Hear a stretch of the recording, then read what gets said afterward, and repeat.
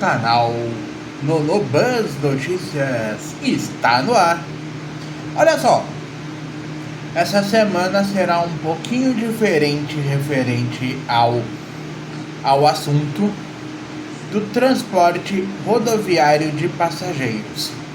Por que eu estou falando um pouco diferente? Porque eu publiquei o vídeo semana passada e no mesmo dia, que foi no domingo, no dia 15 de março de 2026, que é o caso do dia de hoje, só que será publicado na semana seguinte. O que acontece nesse caso? Eu recebi a matéria aqui do portal Diário do Transporte falando sobre ônibus da Novo Horizonte que tomba na estrada estadual BA 670 e deixa feridos neste domingo, dia 15 de março de 2026. Então vamos à matéria, porque a matéria não deixa de ser séria e é necessária para ser pontuada no dia de hoje mesmo, apesar de ser publicada na semana seguinte, né? Então vamos deixar isto claro. Este vídeo que vocês estão vendo no dia 22 de março de 2026 foi gravado no dia 15 de março de 2026, beleza?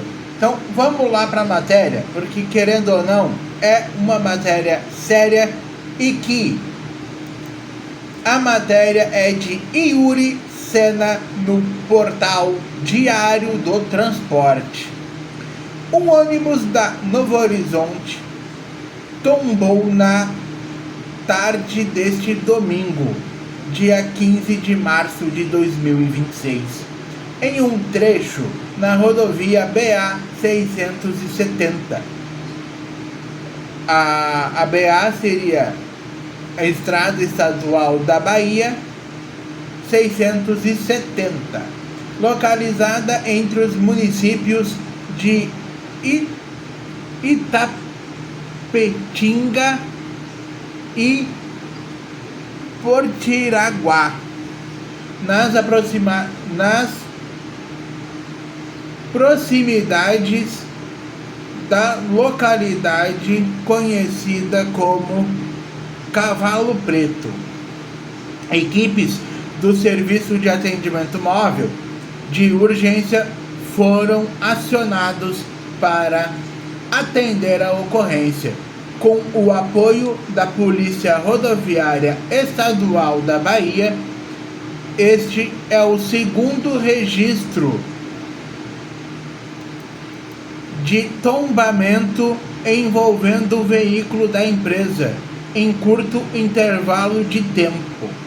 Um caso semelhante já havia sido registrado na sexta-feira, dia 6, também com atuação de equipes de socorro e segurança. Até o momento, não há informações oficiais sobre as causas do tombamento, nem sobre as condições das pessoas envolvidas. O caso segue em apuração, ou seja, terá mais desdobramento sobre este caso envolvendo a empresa Novo Horizonte.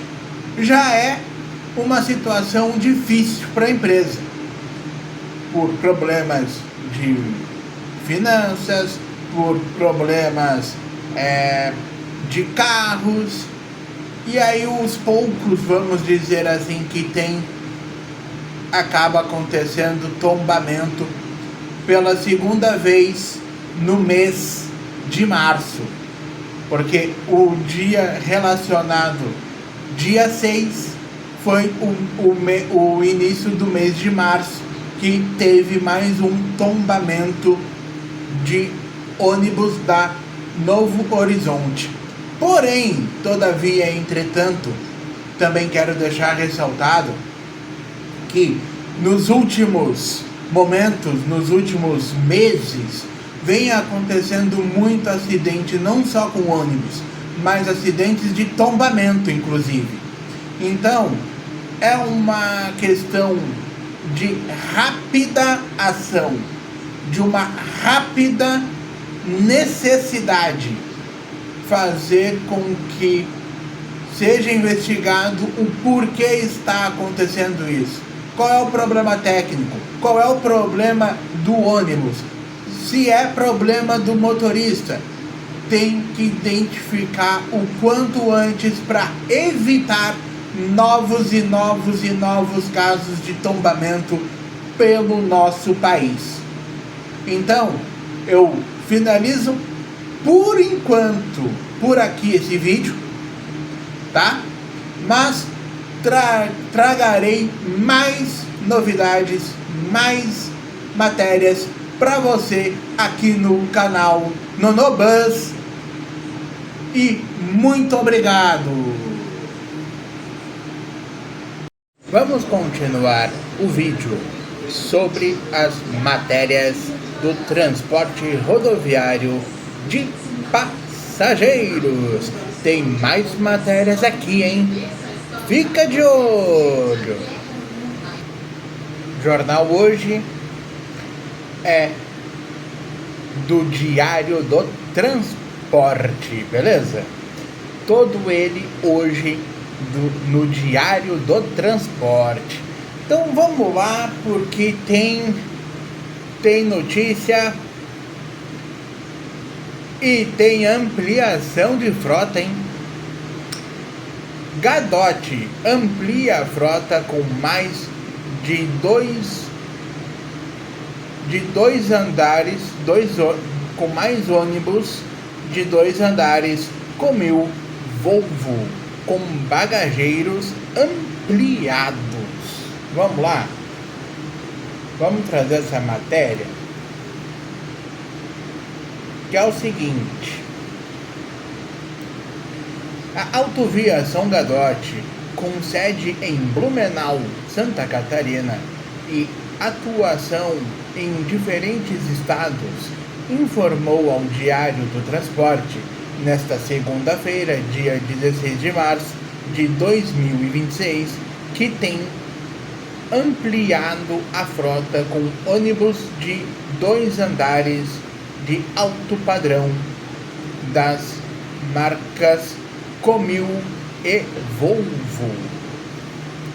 Mais 2 unidades chegaram há cerca de 20 dias na companhia, e a estimativa é de as renovações continuarem neste ano de 2026 com veículos do mesmo padrão. Um dos diferenciais, segundo a empresa, é que por meio de um projeto especial da fabricante de carroceria Comil de Erechim, no Rio Grande do Sul, foi possível uma configuração que ampliou a capacidade dos bagageiros. Este sempre um dos desafios, no caso, da indústria de passageiros e operadoras, no caso de ônibus rodoviário de 2 andares. Ao mesmo tempo que este tipo de veículo permite diferentes configurações de poltronas e serviços, num mesmo ônibus e ainda pode oferecer maior conforto em relação aos modelos de um único piso, os chamados DD, Double Decker. Acaba tendo um espaço mais limitado para o transporte de bagagens e encomendas. A matéria, de modo geral, é um pouquinho extensa, mas você pode pesquisar sobre essa ampliação de frota no portal Diário do Transporte sobre a GADOT, beleza? Qual é as principais rotas? Vamos falar só as rotas aqui rapidinho. E aí vocês pesquisam o contexto geral da matéria no portal Diário do Transporte. São Paulo, Balneário Camboriú. São Paulo, Blumenau. São Paulo, Camboriú. Barra Velha, São Paulo. Navegantes, São Paulo. Fora que tem a linha também de Santa Rosa para Itajaí, que passa aqui por Florianópolis. Então, fica aí que tem mais para vocês. Mais uma matéria do portal Diário do Transporte. Grave acidente entre ônibus da Eucatur e carreta bitrem deixa mortos e feridos na BR-267 em Nova Alvorada do Sul, em Mato Grosso do Sul, nesta segunda-feira, dia 16. Infelizmente, mais uma morte nas rodovias do nosso país. Essa que foi na segunda-feira e outra que aconteceu nesta semana também com a Penha, deixando uma morte na estrada. E a matéria da Eucatur está no Diário do Transporte. Você pode pesquisar lá, que você vai ver a imagem de como ficou o ônibus. Meu Deus do céu. Só na misericórdia real. Na madrugada desta segunda-feira, dia 16 de março de 2026, ao menos 2 pessoas morreram em um acidente entre um ônibus rodoviário da empresa Eucatur e uma carreta bitrem que levava grãos na rodovia BR 267 em Nova Alvorada do Sul, em Mato Grosso do Sul. Uma das vítimas teve o óbito confirmado no local, ou seja, no local do acidente, enquanto a outra chegou a ser resgatada, mas não resistiu aos ferimentos e faleceu no hospital. 3 pessoas ficaram presas nas ferragens, mas foram socorridas e foram encaminhadas à unidade de atendimento médico na região. De acordo com a imprensa local, o coletivo transportava cerca de 22 passageiros e teria atingido a traseira da carreta, que estava parada na via. A PRF, Polícia Rodoviária Federal, atendeu a ocorrência no local. O acidente segue investigação pela Polícia Civil. Segundo as autoridades, o motorista do ônibus foi detido em flagrante sobre acusação de homicídio doloso eventual que, por mais que ele não tivesse vamos dizer assim, culpa pelo caminhão estar parado na via, mas ele acabou assumindo o risco de matar as pessoas. Então, nós, infelizmente, temos que trazer essas notícias tristes, de certa forma, para vocês aqui no canal Nonobus. Vamos, porque tem mais, tá? E por falar em morte, né, já que nós estamos falando sobre morte de pessoas que infelizmente acontece, né, em acidentes, mas nesse caso morreu um dos pioneiros do transporte, José Augusto Pinheiro, da Real Expresso, morre aos 94 anos. Pelo que eu tenho de informação, antes de eu ler a matéria, é que ele já estava de alguma forma debilitado na sua saúde, não queria conversar com ninguém para não aparentar, para a pessoa não perceber que ele não estava bem de saúde e tudo mais, tá? Mas vamos lá, porque tem matéria de Adamo Bassani no portal Diário do Transporte, hein? Morreu nesta quarta-feira, dia 18 de março de 2026, aos 94 anos, em Brasília, de causas naturais, José Augusto Pinheiro, considerado um dos pioneiros do transporte rodoviário por ônibus no Brasil e da concretização das companhias atuando em classe. Natural de Paracatu, Paracatu, Minas Gerais, onde nasceu em 5 de dezembro de 1932. José Augusto Pinheiro começou a paixão por transporte desde muito tempo. Aos 12 anos de idade já lavava carros e dirigia os caminhões, apesar de não permitido. Isso era comum na época, que tinha outras realidades sociais e de trânsito. Aos 14 anos, conseguiu assinar um termo de responsabilidade e o delegado local concedeu uma espécie de carteira de habilitação condicionada a não haver ocorrências e ao conteúdo deste termo.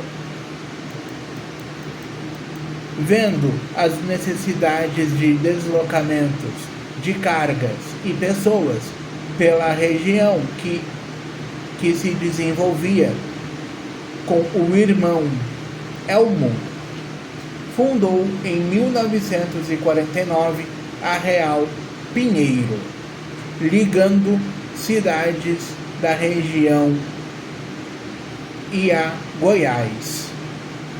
O negócio foi prosperando e as rotas se expandindo, e as companhias de empresas de ônibus consolidadas também.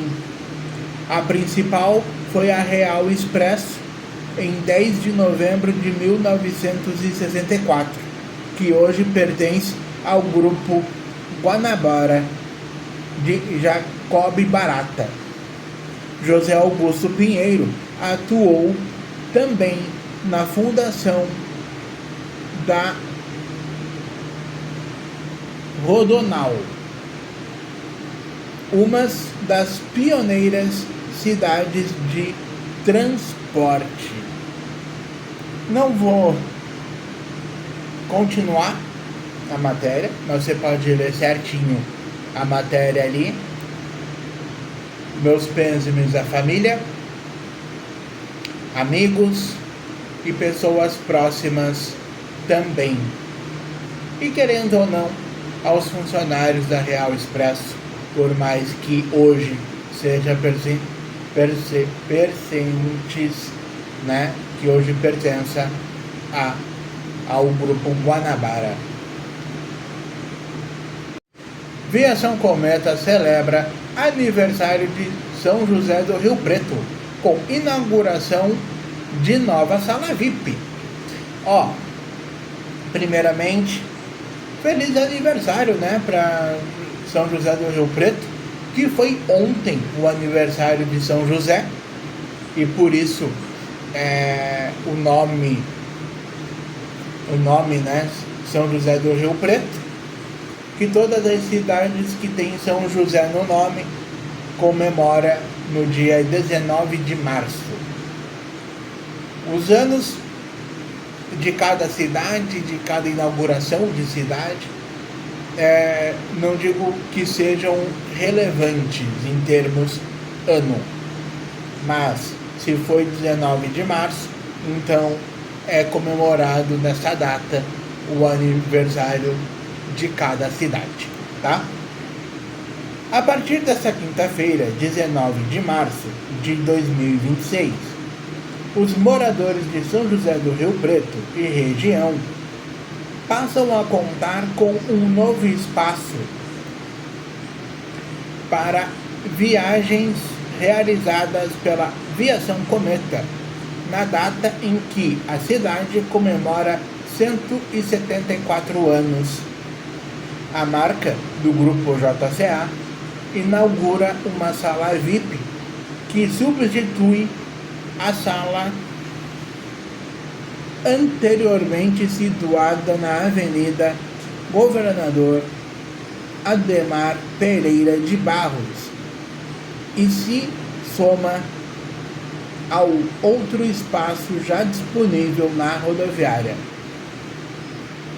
Localizada na rua Bernardino de Campos, número 4700, ao lado do Alto Posto Elefantinho, no bairro Redentora. A sala VIP fica a menos de 1 quilômetro da antiga sala VIP, que estava em funcionamento, permitindo que os passageiros da Viação Cometa escolham uma alternativa ao terminal rodoviário para embarque e desembarque de acordo com a sua preferência. Então, mais uma sala VIP inaugurada pela Viação Cometa, mais uma sala VIP aí para poder atender os seus passageiros e também para poder agregar conforto e tranquilidade na espera do seu embarque e desembarque. Tem mais. Comil vai apresentar também um terceiro novo modelo de ônibus, Campione 350, e já tem 200 unidades vendidas dos produtos recém-lançados. Mais uma matéria do portal Diário do Transporte. Eu falei que ia ser todo dele hoje. Olha só, o ano de 2026, apesar de toda a cautela do mercado em geral de ônibus, pelas conjunturas econômicas e políticas internas e internacionais, deve ser um dos principais da história da Comil, que completou 40 anos em março de 2025, além de investimentos na planta e no processo produtivo na ordem de 64 milhões. A fabricante erechiense, empresa de Erechim, no caso, de carrocerias de ônibus, terá um terceiro lançamento do modelo para os segmentos de fretamento e de linha regular a ser apresentada ao mercado. É o Campione 350, ampliando assim a família de veículos para estas aplicações. Com cerca de 3,50 metros de altura, conta com soluções de engenharia e designer que ampliam o espaço para os passageiros, bagageiros, com maior capacidade e ainda com ergonomia para o motorista aperfeiçoada. O Campione 350 se posicionará num produto que, na linha de requinte e dimensões, ficará entre o Campione 345 e a linha do rodoviário Invictus 1050, que parte de 3,65 metros de altura. O criador e editor-chefe do Diário do Transporte, Adamo Bassani, o diretor comercial da marca, Thiago Zanetti, disse que o terceiro modelo já deve ser apresentado até junho de 2026. A matéria completa está no portal Diário do Transporte. A matéria é extensa, então você pode procurar sobre a Comil, da apresentação, de novo modelo da Comil no portal Diário do Transporte. Mais matérias. A NTT aprova novos TARs e regularizações para Penha, Princesa do Norte, Itamaraty, Expresso União e São José, reformulando a malha. Olha, tem muita coisa, hein? Tem muita coisa. Mais uma matéria do portal Diário do Transporte. Vamos lá falar então. A Agência Nacional de Transportes Terrestres, a ANTT, deferiu pedidos de diversas empresas de ônibus rodoviários interestaduais: Penha, Princesa do Norte, Itamaraty, Expresso União e São José. A reguladora também emitiu decisões sobre fretamento e licença internacional. A agência aprovou regularizações administrativas, emissão de novos termos de autorização, TAR, e reorganização da malha interestadual de muitas destas companhias. As decisões foram publicadas no Diário Oficial da União desta sexta-feira, dia 20 de março de 2026. No caso da Princesa do Norte, as decisões trataram de regularizações e novos TARs aprovados em linhas interestaduais pela ANTT. Já em relação à Expresso Itamaraty, foram 4 regularizações autorizadas pela agência, ampliando a rede interestadual entre São Paulo, Mato Grosso do Sul, Goiás e Rondônia. No que diz respeito à Expresso União, houve a regularização de 8 seções em linhas que ligam São Paulo ao Espírito Santo, Rio de Janeiro, Minas Gerais, Goiás e Distrito Federal. A Expresso São José teve regularizada pela ANTT a linha entre Tramandaí e Guarulhos, com 92 seções. No âmbito internacional, a empresa Dumas, da Argentina, obteve licença complementar para operar a linha entre Córdoba e Rio de Janeiro. Além disso, 30 empresas receberam autorização da NTT para operar serviços interestaduais e internacionais. A matéria é longa, é comprida, é extensa, então você pode pesquisar sobre a NTT aprovando novos SARs e você vai ver a matéria toda no portal Diário do Transporte. Mais uma matéria falando sobre acidentes com mortes, mas pelo menos nesse foi uma só, como assim da Penha, que aconteceu nessa semana. Matéria do Diário do Transporte, vamos lá. Colisão entre ônibus e motocicleta deixa um morto na RN 117 na noite desta quinta-feira, dia 19. E pelo que eu vi aqui, é um ônibus da Guanabara, do Grupo Guanabara. Eu só não sei se é dela mesmo, tá? Mas é do Grupo Guanabara. Matéria de Yuri Sena.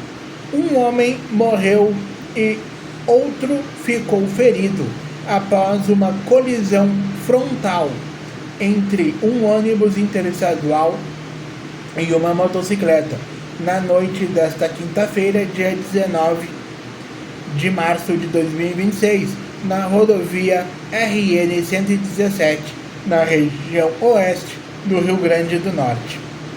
De acordo com a Polícia Militar, o acidente aconteceu por volta de 7h30 da noite, a cerca de 7 quilômetros do município de Olho da Água de Borges, no trecho que liga a cidade a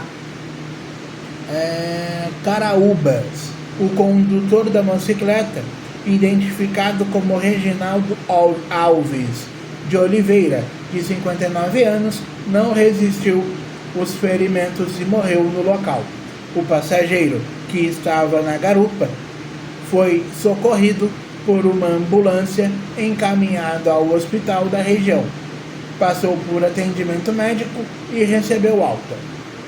Segundo a polícia, os dois ocupantes da moto não usavam capacete no momento da colisão.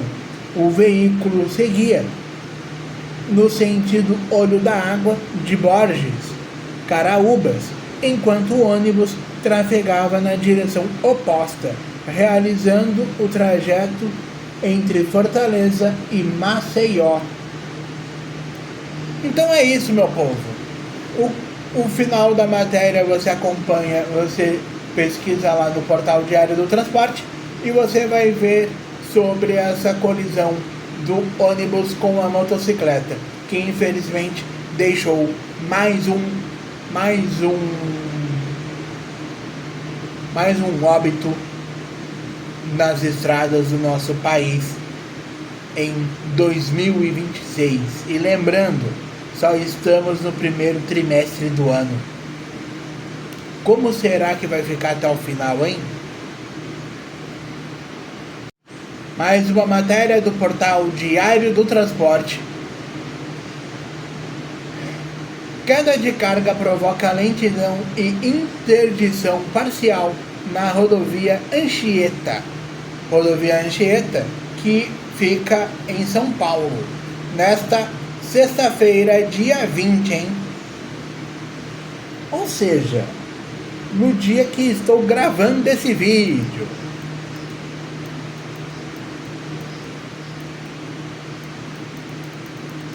Ó, vamos lá. Essa aqui é curta, dá pra falar inteira. O vídeo você pesquisa sobre a parte da queda dos materiais da Anchieta e você já vai conseguir ver o vídeo, tá? A rodovia Anchieta registra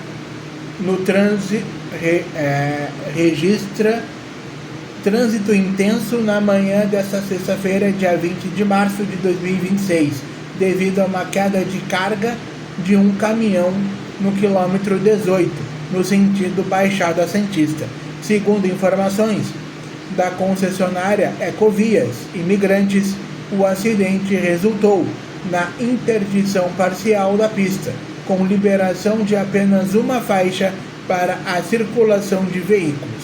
A situação tem provocado retenções no trecho, especialmente na região de São Bernardo do Campo.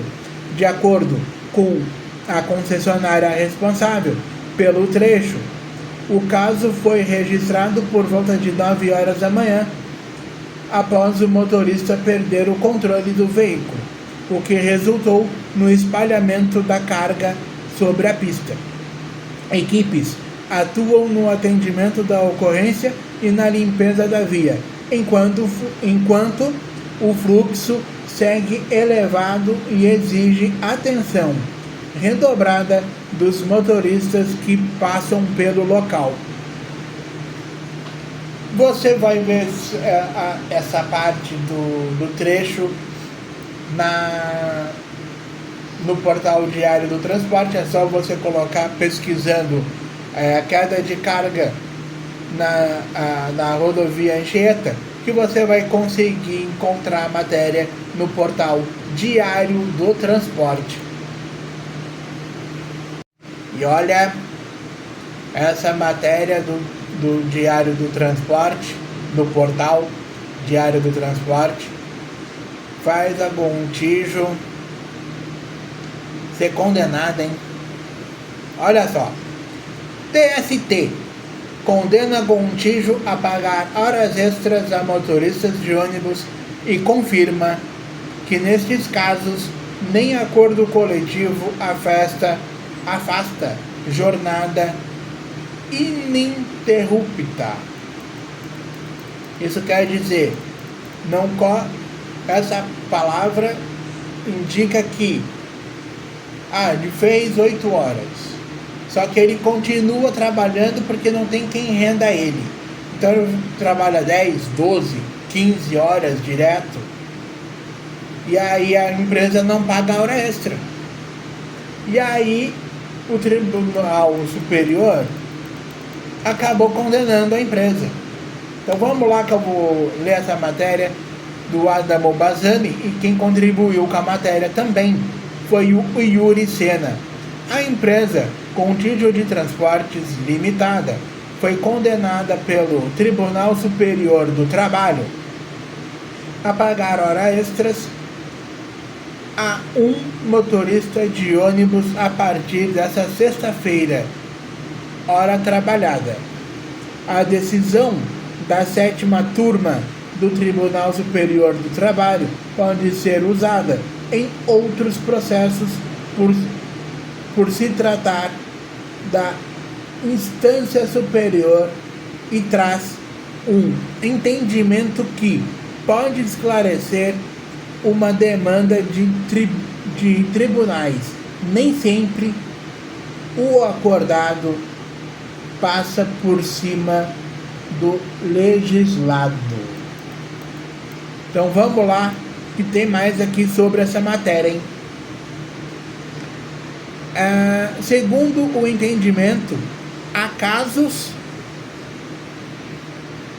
em que esta máxima de atuação legislação trabalhista não se aplica. Uma delas, como foi configurado neste processo específico, é sobre a jornada ininterrupta. A decisão destaca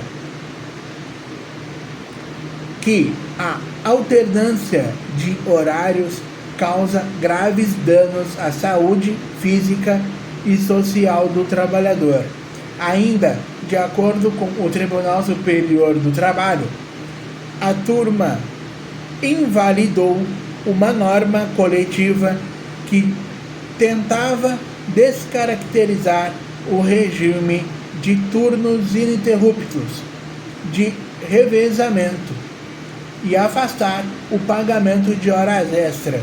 O motorista, lotado na base de Vitória da Conquista, disse que sempre trabalhou mais de 6 horas em um turno, alternados em viagens para cidades como Belo Horizonte e Juiz de Fora, e Salvador, e Feira de Santana, Bahia. Em nota divulgada nesta sexta-feira, dia 20 de março de 2026, o Tribunal Superior do Trabalho informa que a Gontijo, em sua defesa, sustentou que o motorista trabalhava em escalas pré-determinadas de seu prévio conhecimento, num total de 220 horas mensais, nos termos de acordos coletivos. O acordão é do último dia 13 de março de 2026, mas uma tese vinculante do Supremo Tribunal Federal destaca que os acordos trabalhistas não podem restringir ou retirar direitos básicos do trabalhador. A matéria é longa, tá? Então eu só falei até o trecho antes da parte onde o diário do transporte procura a empresa para ter uma posição da empresa. E essa posição da empresa você lê lá no portal Diário do Transporte, tá? Você pode pesquisar como TST, condena Gontijo. Numa dessa você encontra essa matéria super fácil, beleza? Um forte abraço, fiquem com Deus e até o próximo.